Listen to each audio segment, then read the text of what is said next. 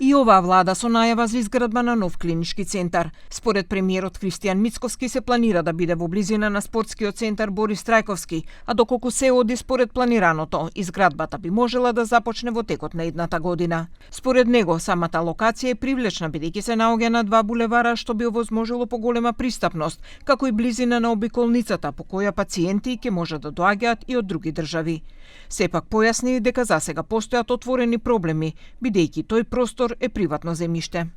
Не само за главниот град и Македонија како држава, туку може од соседните држави да привлекуваме пациенти кои што ќе ги користат услугите на овој, би рекол, како што е нашиот план, ултрамодерен клинички центар, но таа парцела е приватна собственост. Преговараме со собственикот да видиме дали можеме да најдеме замена за таа парцела, да ја добие државата, потоа со специјален закон да се смени намената на истата. Мицковски најави дека со изградбата на новиот клинички центар се планира преку поврзување да се направи еден целосен здравствен комплекс со другите здравствени објекти што се во близината. Планот е под булеварот Илинденска да се направи топол подземен премен кој што ќе се поврза со постоечката 8 септември.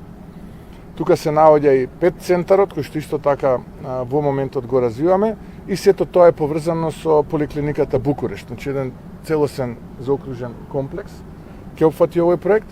Изградба на нов клинички центар е ветување кој се провлекува изминативе години и тоа на различни локации. Прво во Бардовци, па во Веле Полека и Ѓорче Петров, за потоа да има најава дека целосно ќе се модернизира постојниот клинички Мајка Тереза. Сепак, досега ниту еден проект не е реализиран.